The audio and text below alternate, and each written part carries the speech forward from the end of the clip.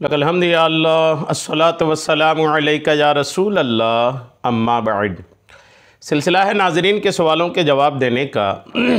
नाजरीन में से एक हमारे आसिफ भाई हैं, ये मुंबई से हैं। इनका सवाल ये है, ये हुज़ूर मुफ्ती आज़म हिंद शहज़ादा आला हज़रत से मुरीद होना चाहते हैं।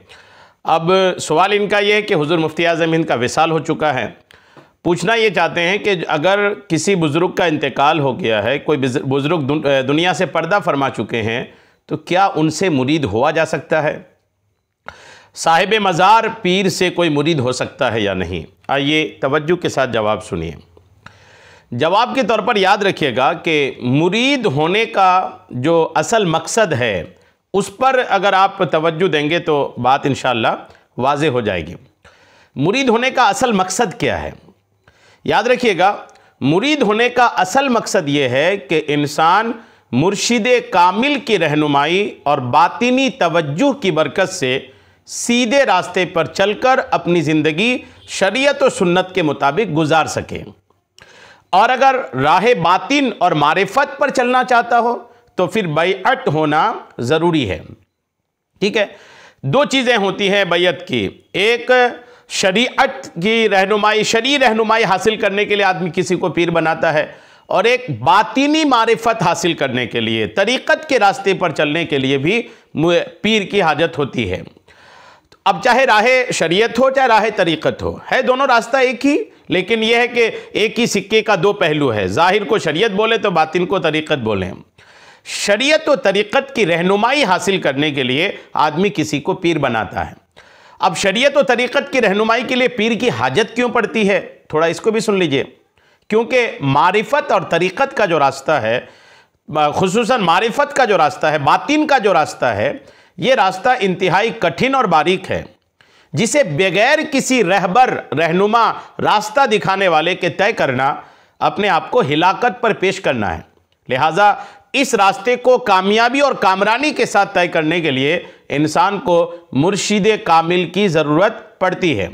हुज्जतुल इस्लाम हज़रत सैयदना इमाम मोहम्मद गज़ाली रहमतुल्लाहि तआला अलैह फरमाते हैं, मुरीद को किसी मुर्शिद और उस्ताद की हाजत होती है। मुरीद को किसी मुर्शिद और उस्ताद की, जो उसका पीर होता है, उसकी हाजत, उसकी ज़रूरत होती है, जो उसकी सीधे रास्ते की तरफ रहनुमाई करे। क्योंकि दीन का रास्ता इंतहाई बारीक है, जबकि उसके मुकाबले में शैतानी रास्ते बकसरत और नुमायाँ हैं। शैतानी रास्ते बहुत सारे हैं, दीन का रास्ता एक है। जैसे गुनाहों के रास्ते बहुत सारे हैं। तो जिसका कोई मुर्शिद ना हो जो उसकी तरबियत करे, उसकी रहनुमाई करे, तो यकीनन शैतान उसे अपने रास्ते की तरफ ले जाता है। जो पुरखतर वादियों में बगैर किसी रहनुमाई के चलता है, वो खुद को हिलाकत में पेश करता है। जैसे खुद ब खुद उगने वाला पौधा जल्दी सूख जाता है। जो पौधे खुद ब खुद उगते हैं अनकरीब वो सूख जाता है, लेकिन एक वो पौधा जिसको कोई बंदा लगाता है, फिर उसकी रहनुमाई करता है, देखभाल करता है, उसको वक्त वक्त पानी डालता है, खाद डालता है, मिट्टी डालता है, उसकी हिफाजत के लिए चारों तरफ उसकी हिफाजती इंतजामात करता है, तो वो पौधा अल्हम्दुलिल्लाह ना ख़त्म होता है, बल्कि वो पौधा दिन ब दिन तरक्की पाता हुआ बढ़ता चला जाता है, यहाँ तक कि एक मजबूत पायदार पेड़ बनकर के खड़ा हो जाता है। तो यूं ही एक बंदा जब किसी से मुरीद होता है ना, तो वो उस पौधे की तरह है जिसका कोई देखभाल करने वाला हो, तो वो अल्हम्दुलिल्लाह तरक्की करता है।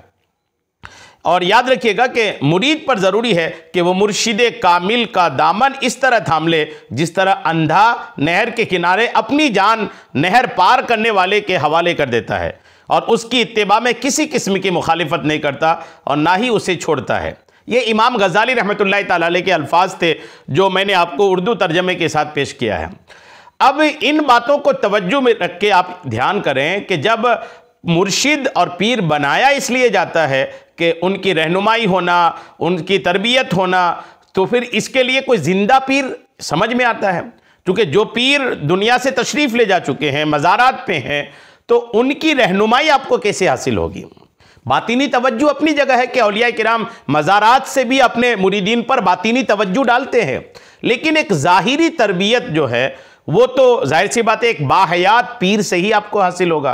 लिहाजा साहिब मज़ार पीर से मुरीद होने का कोई फ़ायदा समझ में नहीं आ रहा है, और ना ही ये मुरीद होना दुरुस्त है, चूँकि मुरीद होने के लिए किसी के हाथ में हाथ देना पड़ता है, या फिर किसी के हाथ में हाथ नहीं दे पाए तो कम से कम उनकी बातों को कॉपी किया जाता है। एक मुआहदा जैसे होता है, बैअत मतलब कुछ बातें होती है जो पीर दोहराता है, मुरीद उसको सुनता है। तो मुरीद होने के लिए और मुर्शिद बनाने के लिए जो एक सिस्टम है, जो तरीक़ाकार है, इसके लिए भी समझ में आता है कि कोई जिंदा पीर होना चाहिए।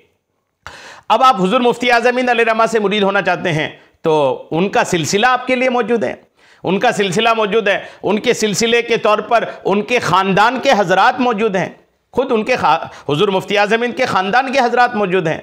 तो उनके ख़ानदान के हज़रात को आप ले लें जिनके पास हुजूर मुफ्ती आज़म हिंद अलैहिर्रहमा की खिलाफत भी हो, उनसे आप मुरीद हो जाएं। अल्हम्दुलिल्लाह उस सिलसिले को पाने की वजह से अल्हम्दुलिल्लाह आप हुजूर मुफ्ती आज़म हिंद के भी मुरीद कहलाएंगे। जैसे सरकार मुफ्ती आज़म हिंद अलैहिर्रहमा सिलसिला क़ादरिया में मुरीद कराते थे, तो सिलसिला क़ादरिया में जब मुरीद कराते थे ना, तो मुफ्ती आज़म हिंद अलैहिर्रहमा का जुमला होता था कि मैं मुरीद होता हूँ गौसे पाक का, या ये फरमाते थे कि मैं आपके ज़रिए से अपना हाथ गौसे पाक के हाथ में दे रहा हूँ।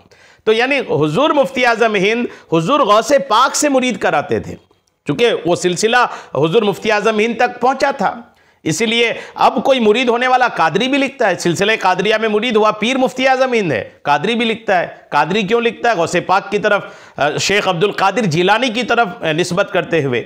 लिहाजा आप मुरीद हुजूर मुफ्ती आज़म हिंद के किसी खलीफा से, बेहतर होगा उन्हीं के ख़ानदानी खलीफा से आप उनके हाथ में बैयत हो जाएं, तो आप हुजूर मुफ्ती आज़म हिंद के भी मुरीद कहलाएंगे, सरकार सैयदना गौसे पाक रहमतुल्लाहि ताला अलैह के भी मुरीद कहलाएंगे।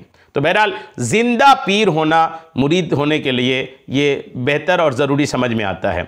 उम्मीद है मेरी बात आपको समझ में आ गई होगी। अल्लाह करीम हम सबको शरीअत के तमाम मसाइल सीखने, समझने और उस पर अमल की तौफ़ीक़ अता फ़रमाए। आमीन बिजाहिन नबील अमीन सल्लल्लाहु तआला अलैहि वसल्लम।